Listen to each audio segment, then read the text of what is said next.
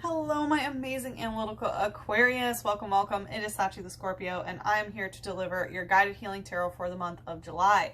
Please like, comment, and subscribe. The more energy that you send to me, the more energy that I can send to you. And Aquarius, thanks for coming up way, from the previous month. You guys are number 6 this month.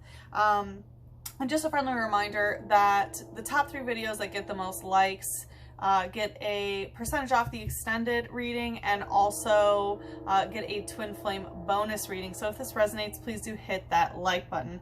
So Aquarius, this is what came out in the cleansing ceremony. Well, quite a lot. Let me silence the trains here. So anytime the trains come in, I always know that there's a lot in store. Okay, so let's get to it. This is what came out in the cleansing ceremony. We had envious gluttony. So I feel like there is some sort of situation where envy, feeling like you have a lack of something, or maybe someone being envious of you, that, they feel like you have something more than them, is actually causing overindulgence, right? So, when we feel like we're lacking something, we try to prove to ourselves that we don't through overindulging. So, if we feel like we don't have enough money, what do? We go and spend it. Right? If we feel like we don't have enough love, then we, try to give out all of our love, right? And then end up with none, which kind of solidifies that notion of lack. And that's kind of what I'm feeling here.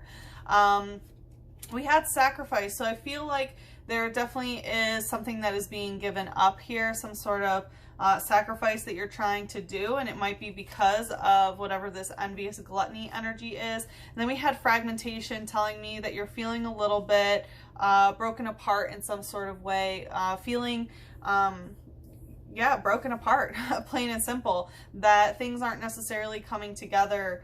And we had artificial heart, telling me that whatever this situation is, it is not love, right? Love does not make you, does not make you envious, does not make you feel gluttony, does not make you feel like you have to sacrifice things, and does not make you fragmented or make you feel like you're only a fragment of a whole, right? That's not love. So that's an artificial heart. That's fake love.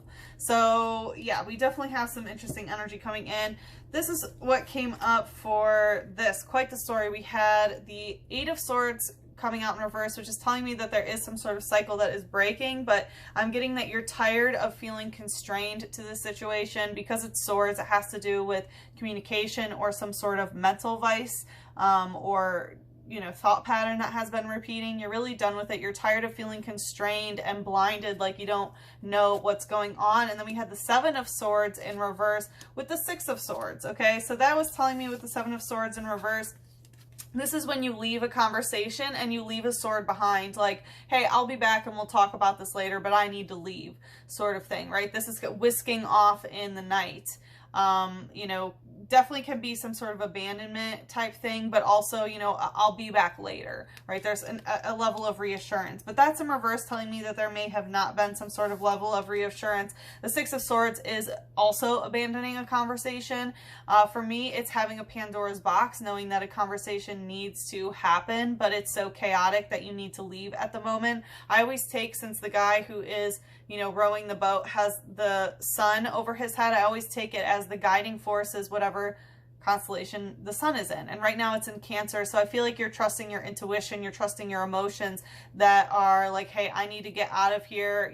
This Pandora's box will be open later. But I also, again, I'm feeling that there wasn't a little note like, hey, I'll be back sort of situation. With the Knight of Cups in reverse, it's telling me there could have been, someone didn't come back around with a love offering or, an emotional expression of some sort.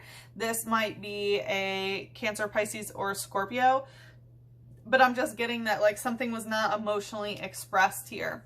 And with the 9 of Swords in reverse, it's telling me that there is a cycle that you have yet to complete in yourself, and that is the mourning of the ending of whatever this conversation sort of situation is. And then we had the 4 of Swords coming out, saying that you are very guarded, that you're going inward. You don't really want to let anybody reach you in some sort of way.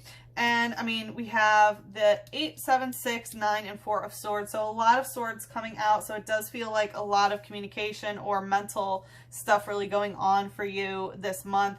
And then we had Weevil using Claw Rend in reverse. Or I'm sorry, not in reverse, using Claw Rend. So Weevil, I'm also getting like the bug Weevil, so maybe Weevil spirit might have something to say to you. You might want to look up the spiritual meaning of a Weevil. But anyway, so with Claw Rend, you know, to rend something is to break it in half, right? Or to separate. So Claw Rend, it does feel, this is a dark type, that some sort of darkness, some dark energy has, you know, torn something apart, and it really gives me the same sort of vibes as this fragmentation of feeling fragmented in some sort of way, which again, that is not what love does, okay? So, whew, Aquarius, quite the reading already. That is what is being cleansed this month. Happy Cancer season. I hope you are enjoying yourself. We are also in retrograde season. We have Pluto retrograding in Capricorn. We have Saturn retrograding in your constellation, Aquarius. We have Jupiter and Neptune retrograding in Pisces. So this month for Cancer season, what we are going to do is take a look at how you're feeling right now. And then we're going to take a look into the emotional root of the situation. And then we are going to check in the extended how we can heal that emotional root. And then, of course, some advice on how to manifest your highest vibrational timeline. So let's take a look-see, shall we? All right, Aquarius, what is Aquarius feeling? Let's see, the temple of my body. So you might be having some body issues right now. I'm getting that you're working on them, though. I feel like you're working on not necessarily like your self-image. I'm getting more like the health. Like we saw that envious gluttony energy and sacrifice. I feel like you're trying to give up whatever it is that makes you feel like you need to overindulge. I feel like you're really trying to respect your body as a temple. And I know as an Aquarius, you know, Aquariuses typically feel like they don't belong here on Earth. And, you know, they probably, of all the signs, have more starseed DNA than anybody, which does make you feel like, okay, you know, Earth doesn't necessarily feel like home. But I think that you're starting to understand that whether this planet feels like home or not, your body is in a, you know, in a way, and you have to kind of accept that. So it feels like you're really trying to feel more at home in your body. Let's get some more information about this. I feel like you're trying to say nicer things to your body. You're recognizing when you don't.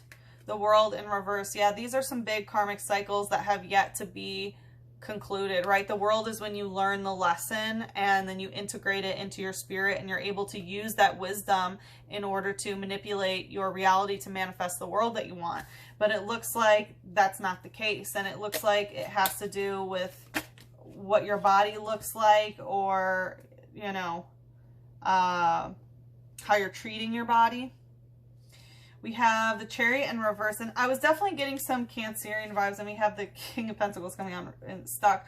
So, you know, the idea that your body is your home is very Cancerian, right? Cancer rules the aspect of home, and, you know, its home is its shell because it's a crab. So there's something to be said about, you know, feeling at home in our human vessel, even if we know we're something beyond that human vessel, right? And Aquarius, you know, you and Pisces are really the ones that are born feeling that way, like, you know, I'm not my body sort of thing. So I totally understand you here, but it feels like you're learning that no matter what, you really do have to treat your body with the respect as though it is your temple of your spirit during this incarnation.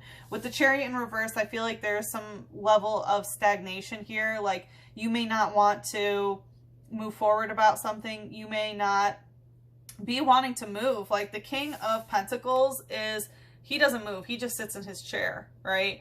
Or sits in his throne, and people come and give things to him. And I feel like that's kind of where you are. It's like you don't want to exercise. You don't want to move. Maybe you want to stay in bed. Maybe, you know what I mean? It just feels like, it feels like you don't want to do whatever is necessary to conclude this big karmic cycle that has yet to be completed. The Chariot is also Cancer energy in reverse. And the World is your card as an Aquarius. So yeah, with the King of Pentacles coming out stuck, I feel like there could be a masculine presence or something, you know, divine masculine, which means 3D, in the physical realm, whether it's your job or a relationship or something physical that is stopping you from being able to move in some sort of way. Whether that's physically moving or moving forward, but I really feel like an actual lack of physical movement here. What's the light energy? Okay, quite a bit. Coming out stuck, going right to the World, we have Geodude using Knuckle Punch and Focus Fist. Yeah, this is a lot of fighting. You're focused a lot of your energy on fighting the world. How the world is backwards is what I'm getting. How the world feels upside down. With Geodude, I am getting, you know, this dude energy. I feel like it's a lot of your own masculine energy is just fighting.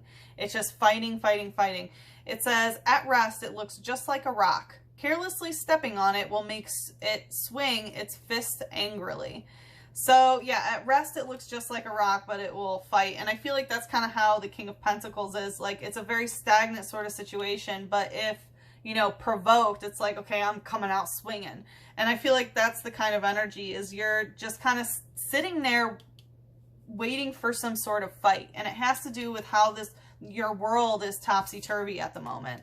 Whew. We have Parasect using colorful spores. Yeah, so this is a holographic saying that it really wants to be known. There is some sort of parasitic relationship here, and it does feel like it's probably stopping your body from moving, right? Some sort of parasite that's slowing you down and making you feel like, you know, stay where you are and get ready to fight, basically. With colorful spores, it is telling me that, like, spores I take as touching in a lot of people's hearts. So I feel like you and there are other people that you have heart connections to feel the same way. It says, the larger the mushroom on its back grows, the stronger the mushroom spores it scatters. Yeah, and I feel like the more mushroom that it grows, it's that parasitic energy, is like, as you're staying stagnant, the more this situation grows. And then also coming out stuck, we have Weevil using Call for Family and Claw Rend. Yeah, so, you know, with Call for Family, I'm getting that this has to do with some sort of family, whether it's your actual family. I'm getting that your ancestors, excuse me, really want to come in here, but whether this is your actual family or like soul family, I feel like this is a dark energy, so I feel like it's calling in more of your darker soul family, if that makes sense, like ones that are reflecting more of your shadow, more of this like fighting nature that is very parasitic in some sort of way. It's kind of like, yeah, don't move, you know. It's causing whatever this darkness is. Remember Claw Rend, how it's like splitting in half? It's causing a split, and I feel like it's your heart chakra that's actually being split into two. It says, it lives in snowy regions. It carves patterns in trees with its claws as a signal to others. Yeah, so, you know, it's talking about carving patterns in trees. So for some of you, you may be like reading runes or something, like noticing those sorts of patterns. But what I'm getting is like you're, you may be noticing patterns in like family trees. Signal to other. Let's see. Yeah, I feel like this, there's something that is splitting the world, basically, that is causing like a destruction to the ability to stay grounded and rooted. And there's definitely this kind of signal to others. And what I'm getting is the signal that you're putting out is what you're attracting in the family that you're getting. And again, it just feels like this very stagnant energy where the world isn't able to turn. Instead, it's just like stay put, you know, grow this parasitic thing and stay where you are and get ready to fight kind of energy. All right, let's see what the shadow is here. Okay, going right to the King of Pentacles, stuck, and Weevil. We have Growlithe using Smash Kick. Yeah, so again, it's kind of like that, you know, Knuckle Punch and focus fist, that smash kick is like, this feels very chaotic, to be honest. And it's in your root chakra, which is very much, you know, about the body, because your root chakra is everything that you consume, the food, the drink, the smoke, whatever you're consuming into your body, your sleeping patterns, and also your sense of safety is really being influenced here. It just feels very, very chaotic, and it feels like it's because there is this really heavy masculine physical thing that is stopping you from being able to move or move forward. It says, a Pokemon with a loyal nature. It will remain motionless until it is given order by its trainer. So it feels like you feel loyal to something or someone where, you know, you're, again, it's like remaining motionless until it's given an order. And it feels like that's exactly what I was picking up on. It's like, stay there and don't do anything until you're ready to fight, kind of thing. Woo, Aquarius, what kind of energy is this? I'm intrigued. Are you a warlord? Are you loyal to a warlord? Ooh, okay. All right, let's see what the emotional root of the situation is. Colorless angel in reverse, and I won't cry for you. Interesting. So anytime colorless angel comes out, I do pull one of these from my angelarium to see what it is. So we will definitely check this out, and I won't cry for you. So when colorless angel comes out, I always take that there's an angel around you, but you're just not quite sure what or who it is. So some of you may be forgetting to call in the angelic frequencies, those high dimensional, you know, respect free will, you know, respecting your free will in order to access whatever timeline that you want. That's what the angels help you do. And I feel like that's not happening. And then I won't cry for you. I feel like there's a situation where, it's funny, so many people are getting this in the emotional root. It's just an unwillingness to feel these feelings and allow this situation to run through the emotional body. Tell me about this colorless angel in reverse, please. Okay, that wanted to go right to my cup of water, telling me again, like, there's definitely some energy about going to the water, of feeling those emotions, right? Water is emotion. And we have Zadkiel, the angel of mercy. So the angel of mercy is around you and wants you to feel this level of mercy here. Okay, wants you to have mercy on yourself, wants you to have mercy on others, because we definitely feel this fighting energy. And it looks like you are unable to call in the angel of mercy in this situation. And you're refusing to feel your feelings and cry about the situation. And crying is very therapeutic, right? It allows your body to regulate the emotions and release them. It takes the water, you know, outside of you and returns it back to the water system to get recycled, right? Especially in a spiritual way. It takes those feelings and releases them. Let's see. Tell me more about the emotional root. We have the Six of Pentacles and the Page of Wands. So Six of Pentacles in reverse is telling me there was definitely some sort of unequal exchange. It feels like in the past there was some sort of begging involved, like the feminine was begging and that's the only way the masculine was giving. And that's a very unevolved sort of power exchange, right? This is the King of Pentacles there, and he was off his throne because, you know, he's giving, but it's a begging type energy, right? So the divine feminine is supposed to just receive and the masculine is just supposed to give. When the divine feminine is begging and the masculine is giving, it creates a very unhealthy power dynamic. And I feel like that power dynamic does not exist, but because of what happened in the past, it's like no mercy of what has happened in the past. For the divine feminine or divine masculine, you know, like there needs to be, I mean, there doesn't need to be, right? I respect your free will, but, you know, not allowing this sadness to go through the emotional body of this sort of unequal give and take that was happening, and, you know, not allowing mercy in the situation is really causing a problem. With the Page of Wands, I'm going to find out more about that, because it feels like you're waiting to hear back from someone. Let's see. Five of Cups. Oof. So it feels like you're waiting to hear back about whatever this unequal exchange was between the masculine and feminine. It might even be a King of Pentacles type person, which could be a, you know, an earth sign, a Capricorn, Taurus, or Virgo, but I'm getting more it's someone who is just very much into their money. Again, they could be one that is very greedy or something like that.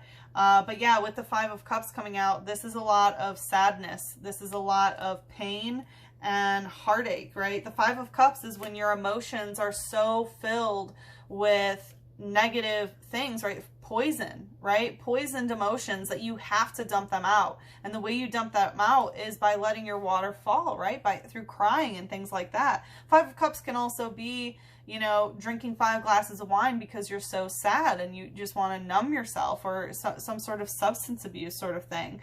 So yeah, it feels like you're waiting to hear back from someone else about their sadness or their remorse or whatever it is, instead of actually feeling your own emotions. Whoa, did you hear that? All right, let's see what's the light energy here. Some fireworks. We have shield energy in reverse. So it feels like you are not shielding yourself, basically. You're sitting there, you're staying stagnant, like, hey, I'm ready to fight, when you are, and you're not shielding. This is a special type of steel energy called shield energy, and it's when you are protecting your aura. So it's telling me that you're still waiting to hear back about this, and it's going to bring you more sadness for some reason. It's still bringing you unfulfillment or whatever, and I'm getting that it's still kind of this begging energy of like, oh, they need to say something to me sort of thing. Even though you're not begging, you're still waiting for them, which is also leading to this disappointment. Tell me more about that shield in reverse. We have wishy-washy. Yeah. Using sharpshooting. Yeah, this is wishy-washy energy. I feel like, you know, this person is wishy-washy, and it's like you're expecting them to all of a sudden not be wishy-washy. With sharpshooting, it's telling me, and if you heard the, you know, it sounded like shooting, right? But it's actually fireworks. But yeah, with the sharpshooting, it's like, you know, using emotions as weapons, right? Of shooting and trying to, you know, sharpshooting is very much, again, this kind of like, sharpshooter is a certain type of, you know, killer in wartime. And I feel like that's kind of what you're doing, is you're waiting to hear from them, you know, and there is this sharpshooting energy, and I feel like you're waiting to hear from them and you're not shielding yourself. They're not coming to you, right? You're staying exactly where you are and ready to fight, but there they are off in the distance ready to sharpshoot you, you know, and that's like far distance shooting, right? So, and that's the thing, you're like, no, I'm not going to cry for you, but you're still sitting there, not shielding yourself, open exposure, you know, ready to get hit, basically. And you're going to get another Five of Cups situation by just waiting to hear back. It says, when it's in trouble, its eyes moisten and begin to shine. Yeah. The shining light attracts its comrades, and they stand together against their enemies. So yeah, when it's in trouble, the eyes moisten and begin to shine. That is the crying. So I feel like, you know, when there is trouble, you naturally cry, right? That is, it just energetically, that's what happens, is you'll begin to cry, and what happens? Your comrades come, your true family comes. But if you're giving out these other sort of vibes, right, you're going to get darkness coming to you that is going to keep you stuck in whatever you are. If you start emotionally releasing, well, then you get the, you know, emotional family that can help come to you. But again, it's like, be aware of what you're calling in. Okay, not just with this person, it seems, but like energetically, all the people around you. Let's see, what's the shadow? Because I feel like, yeah, sludge shock. I feel like you do have a soul family that really want to come together and help defeat these enemies, you know, the quote unquote enemies that you have.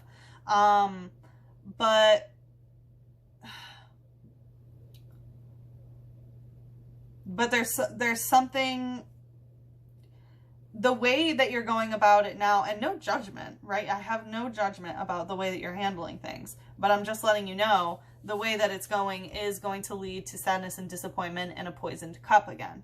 Okay.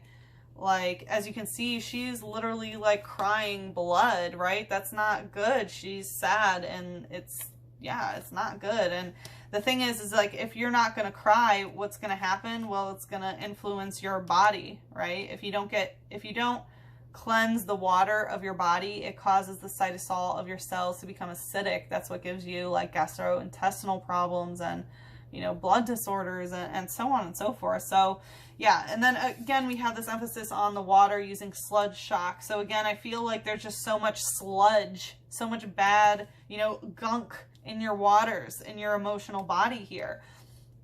And this is a jellyfish, so I feel like there's definitely some stinging aspect. There could be some like scorpionic energy here. It says they can be found lying dehydrated on beaches, but they are often still alive. When soaked in water, they will revive. Yeah, at the emotional root of the situation, basically you're beached and you're dehydrated. You aren't getting enough of the water that is necessary in order to filter your emotional body. And part of it is because you're refusing to allow this energy to run through your emotional body and cry.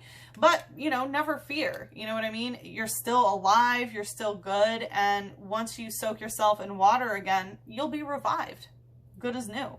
Okay? You need some more healthy waters, not poisoned waters, not sludgy waters, in order to move past this. So let's take a look at this. Like I said, in the extended, we're going to see how to heal the emotional root, which seems to be, you know, clearing out your waters, basically. Learn how to get more in touch with your emotional body rather than just your physical body, because it seems like you're doing that, you know, accepting your physical body seems like, you know, you're a lot farther along with that than it is with your waters. And as you can see, there's like water surrounding her. So I feel like that's really the task at hand is, you know, accepting your emotional body as part of the human experience during this incarnation. So yeah, like I said, we're going to see how to heal the emotional root, and then of course some advice on how to manifest your highest vibrational timeline. But let's see, what can we do? What would like to take us into the extended? We have a win-win forecast is outcome, full moon in Libra. Yeah, so honestly, the way that things are being approached right now, it's not going to be a win-win outcome. There's not going to be a balance. We already see with the Six of Pentacles here that there was already an imbalance because there was a begging energy and there was a giving, but it was from a hierarchical standpoint, which is never how the masculine and feminine should be. So the way things are going, it's not going to be a win-win outcome. A personal issue reaches resolution in reverse, full moon in Cancer. Yeah, it's not going to reach resolution if you continue on this path, basically. And again, with this full moon in Cancer, Cancer is all about the emotional intuition, you know, feeling at home within self. So, you know, you can't expect to reach some sort of resolution and have a win-win outcome until you look at the bigger picture. Full moon in Sagittarius. This is the full moon that is going to be coming up in eclipse season in just a couple months. So I feel like between now and then there's going to be a lot going on, and you need to look at the bigger picture of the situation, not just this. So I feel like that's exactly what we're going to do in the extended, to look into how we can help heal the emotional root and then manifest your highest vibrational timeline. So if you would like to follow me there, the link is in the extended. I would also like to let you know that I am open for personal readings if that interests you. But yeah, if you'd like to follow me there, the link is in the description box below. And if we part ways here, good luck with the situation. I'm sending you so much love, a big hug, and a kiss on your third eye. Mwah!